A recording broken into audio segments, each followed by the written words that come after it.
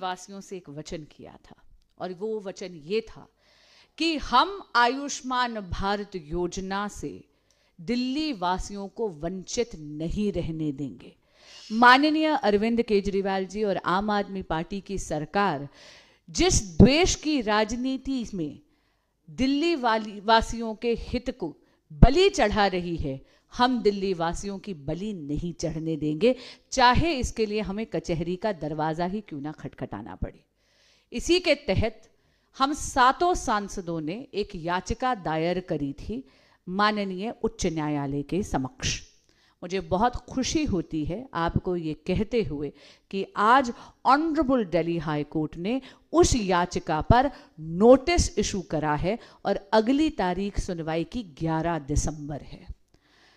कल और आज 2 दिन इस पर याचिका पर बहस हुई ऑनरेबल दिल्ली हाई कोर्ट के समक्ष और सुनवाई के बीच में, सुनवाई के दौरान ऑनरेबल जजेस ने बार बार इस बात का संज्ञान लिया और ये टिप्पणी भी ली कि जब दिल्ली की सरकार ये जानती है और हाईकोर्ट के समक्ष ऐसे कई केसेस आए हैं जहां पर दिल्ली में स्वास्थ्य व्यवस्था पूरी तरह चरमराती हुई दिख रही है और हर बार दिल्ली सरकार, आम आदमी पार्टी की सरकार अपने हाथ खड़े खड़े कर देती है ये कहकर कि उनके पास पैसे नहीं हैं, तो फिर इतनी हट क्यों कर रही है केजरीवाल सरकार कि वो आयुष्मान भारत जैसी लाभकारी योजनाओं को दिल्ली में लागू नहीं होने दे रही।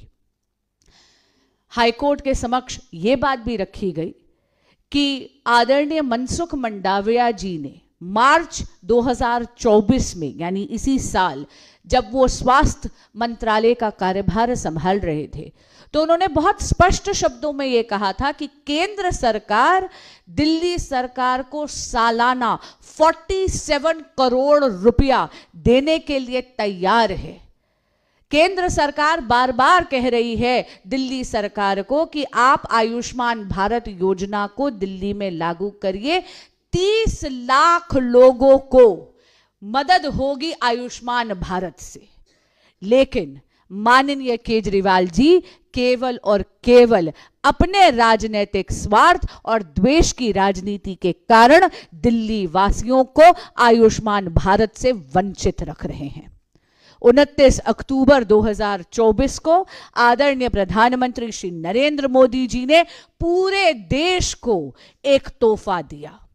70 बरस के जितने भी, 70 बरस से बड़े हमारे जितने भी वरिष्ठ नागरिक हैं, उन सबको आयुष्मान भारत में लाभार्थी की घोषणा करी यशस्वी प्रधानमंत्री नरेंद्र मोदी जी ने। और इससे उनका ना तो आर्थिक पृष्ठभूमि से कोई लेना देना है, ना सामाजिक पृष्ठभूमि से लेना देना है। यानी अगर आप किसी भी सोशल या इकोनॉमिक बैकग्राउंड से आते हैं और 70 बरस से बड़ी उम्र के हैं, तो आपको आयुष्मान भारत में लाभार्थी लिया जाएगा। पर आप सबको याद होगा आदरणीय प्रधानमंत्री नरेंद्र मोदी जी ने भी अपनी वेदना व्यक्त करी। क्यों? क्योंकि वेस्ट बंगाल और दिल्ली ये अकेले 2 राज्य हैं जिन्होंने आयुष्मान भारत योजना को लागू करने से मना कर दिया है। देश में 36 राज्य और यूनियन टेरिटरीज में से आज 33 राज्य और यूनियन टेरिटरीज ऐसी हैं जो आयुष्मान भारत का लाभ प्राप्त कर रही हैं। इनमें से तमिलनाडु, केरला, कर्नाटका और आंध्र प्रदेश ये ऐसे राज्य हैं जहां पर बीजेपी का शासन नहीं है, लेकिन तो भी उन्होंने आयुष्मान भारत योजना लागू करवाई है क्योंकि उनको मालूम है कि मोदी सरकार की ये योजना बहुत ही लाभकारी है और जन कल्याण के लिए समर्पित है। इसी सब को संज्ञान लेते हुए जब दिल्ली हाईकोर्ट ने यह देखा कि केजरीवाल सरकार, आम आदमी पार्टी की सरकार दिल्ली की हित चिंतक नहीं है, दिल्ली वासियों के हितों की बलि चढ़ा रही है, तो आज दिल्ली हाई कोर्ट को वो भूमिका निभानी पड़ी और उन्होंने नोटिस जारी करा है। आप सबके माध्यम से मैं माननीय केजरीवाल जी और माननीय मुख्यमंत्री आतिशी जी से निवेदन करूंगी कि अब तो जाग जाइए। क्यों दिल्ली वासियों को आप इस लाभकारी जन कल्याणकारी योजना से वंचित रख रहे हैं?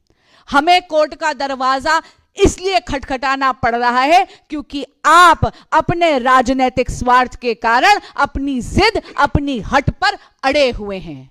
11 दिसंबर को अगली सुनवाई की डेट है। आपसे निवेदन है, अरे अब तो जाग जाइए और दिल्ली वासियों के लिए आयुष्मान भारत PMJ योजना को दिल्ली में भी लागू करिए।